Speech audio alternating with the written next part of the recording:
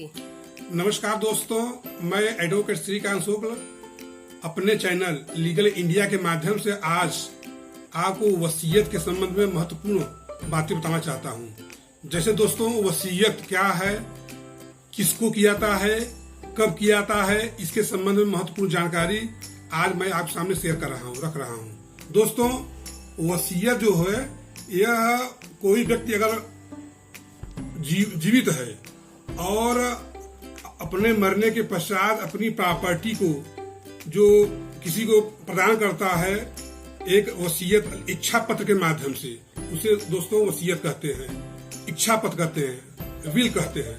दोस्तों, वसीयत कोई व्यक्ति अपनी चल एवं अचल संपत्ति का करता है, जिसे दोस्तों चल संपत्ति के संबंध में बैंक का पैसा हुआ, FDR हुआ, PF हुआ इत्यादि। और दोस्तों अचल संपत्ति क्या है, जैसे भूमि वगैरह हुआ, मकान है, ये सब।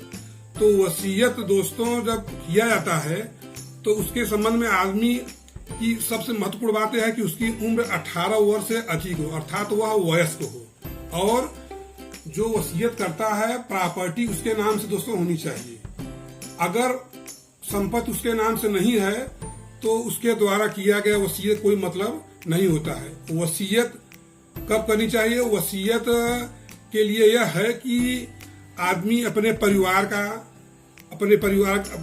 उत्तराधिकारियों को अपनी संपत्ति का बंटवारा कितना, कब और कैसे किया जाता है। जैसे दोस्तों, जो आदमी वसीयत कर रहा है उसमें उसके नाम से संपत्ति तनहा रूप से उसके नाम से होनी चाहिए। वह संपत्ति या तो उसने स्वयं प्राप्त किया है अथवा अपने पूर्वजों से प्राप्त किया हुआ है। हाँ, यह भी है कि सार्वजनिक संपत्ति का भी जिसका बंटवारा नहीं हुआ है उसका भी वसीयत किया जाता है, लेकिन उसके लिए यह है कि उसके संपत्ति जो उसमें जो सभूधरी भूमि है अथवा सार्वजनिक संपत्ति है उसका बंटवारा उसमें उसके साथ कितना अंश है यह निर्धारित होना आवश्यक है। तो वो निर्धारित होने के लिए बाद में उसका पार्टनरशिप एक्ट के अंतर्गत बंटवारा होना भी अनिवार्य है, क्योंकि उसी से उसका शेयर निर्धारित होता है। अब देखिए दोस्तों, वसीयत के लिए कोई फॉर्मेट की बहुत आवश्यकता नहीं होती है। वसीयत एक सादे कागज पर किया जाता है। और वसीयत में महत्वपूर्ण बात यह है कि जो आदमी वसीयत कर रहा है वह किन कर रहा है, अपने पुत्रों को, पत्नी को, बेटों को या अपने भतीजों को जो कर रहा है उसमें उसका पूरा नाम, उम्र, उसका विवरण होना अनिवार्य है। अन्यथा आगे चल के भविष्य में बहुत दिक्कतें होती है और लड़ाई झगड़ा का भी एक संभावना बनी रहती है। तो यह भी महत्वपूर्ण है कि वसीयत में जिस संपत्ति का विवरण दिया जा रहा है उसका पूरा विवरण हो। जैसे मान लो दोस्तों, उदाहरण के तौर पर किसी आदमी की संपत्ति इलाहाबाद में भी है, मिर्जापुर में भी है, दिल्ली में भी है, कलकत्ता में भी है। तो इन सभी संपत्तियों का पूरा विवरण केवल शहर नाम लिख देने से नहीं होगा, बल्कि अगर संपत्ति इलाहाबाद में है या कानपुर में है या दिल्ली में है तो वह संपत्ति उस एरिया के किस भाग में है, उसका मकान नंबर क्या है, और अगर सड़क है तो सड़क की स्थिति भी, जो चौहद्दी है उसका चौहद्दी का डिटेल भी देना जरूरी होता है, जिससे कि संपत्ति आइडेंटिफिएबल हो, पहचान होने योग्य हो। बिना संपत्ति की पहचान के किया गया वसीयत का बहुत अधिक महत्व नहीं होता और लड़ाई झगड़ा भी उत्पन्न होता है। और जब कोई आदमी कोर्ट में फेस करता है तो उसको पहचानने में बहुत दिक्कतें होती है। अब दोस्तों देखिए, जब आप अपनी संपत्ति का वसीयत लिखते हैं तो उसमें यह भी होता है कि आप इस संपत्ति को कितना और कहाँ किसको दे रहे हैं, उसका भी डिटेल अनिवार्य होता है।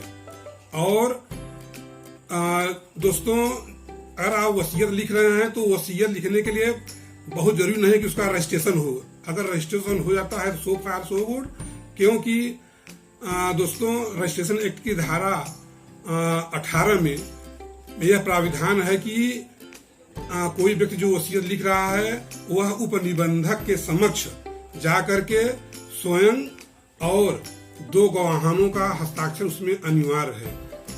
जैसे अगर दोस्तों वसीयत लिखा जा रहा है और वह 2-3 पेज का हो गया है तो प्रत्येक पेज पे वसीयतकर्ता का हस्ताक्षर होना अनिवार्य है, किंतु जो 2 विटनेसेज हैं उनका हस्ताक्षर लास्ट पेज पे होना चाहिए।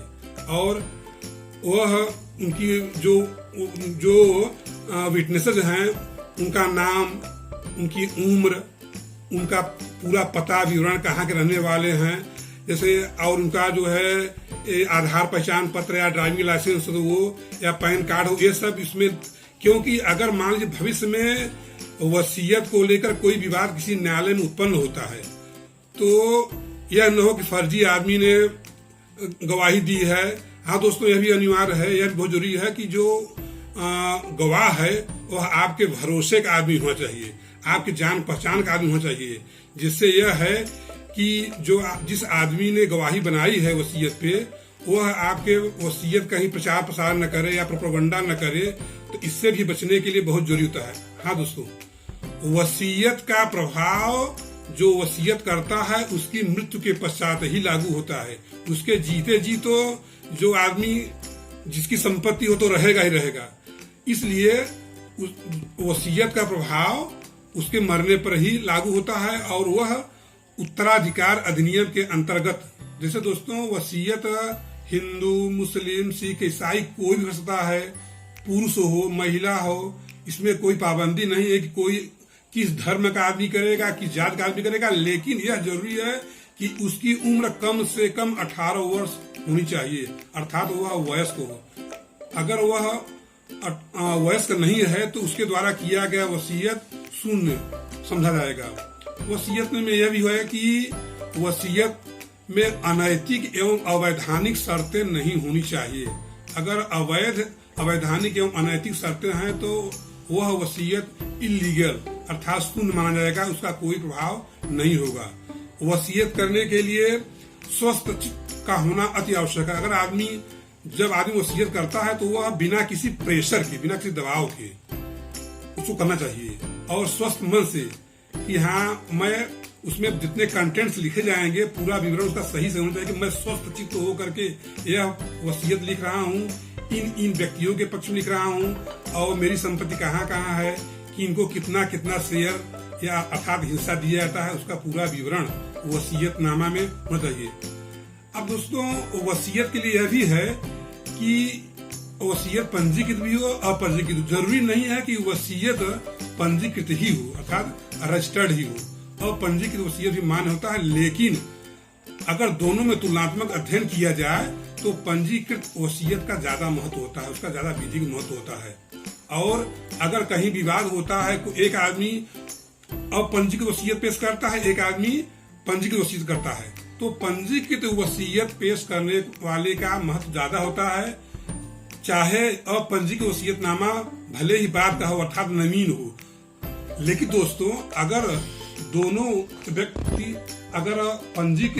व्यक्ति करते हैं तो जो बाद वाला वसीयतनामा होता है वह ज्यादा विधिक होता है, उसका महत्व अधिक होता है, पहले वाले का वसीयत कोई महत्व नहीं होता है। हाँ, अगर आप अपने वसीयत को बदलना चाहें तो बदल सकते हैं, लेकिन इसके लिए यह भी अनिवार्य है कि आपको यह लिखना पड़ेगा वसीयत में कि मैंने इसके पहले यह वसीयतनामा इन व्यक्तियों के नाम लिखा था, लेकिन अब मैं अपना विचार बदल रहा हूँ, अब मैं वसीयतनामा पुनः लिख रहा हूँ।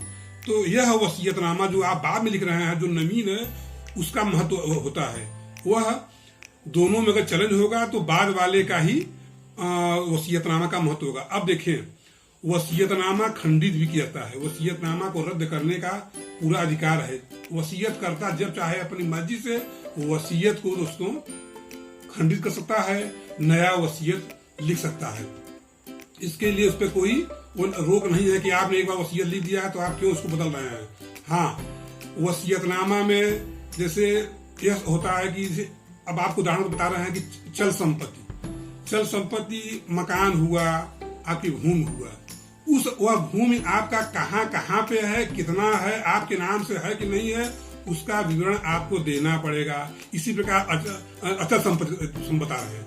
और चल संपत्ति में जैसे FDR हुआ, बैंक में पैसा आपका हुआ, यानी बैंक की जो आप अकाउंट्स हैं उसमें कितना पैसा है, और आपका और कहीं बैंकिंग तमाम बातें होती हैं, वो चल संपत्ति है, उसका भी आपको विवरण देना पड़ेगा। अगर आपने कहीं फर्म खोली है, आपके पास कोई कंपनी है, उसमें आपका कितना पार्टनरशिप है, तो आप पार्टनरशिप या फर्म के पूरे उसका वसीयत नहीं कर सकते। उसके लिए निर्धारित है कि आप उसमें कितना अंश है, कितना प्रतिशत अंश है, उसी के अनुसार ही आप उसको उसका जिक्र करेंगे अपने वसीयत में।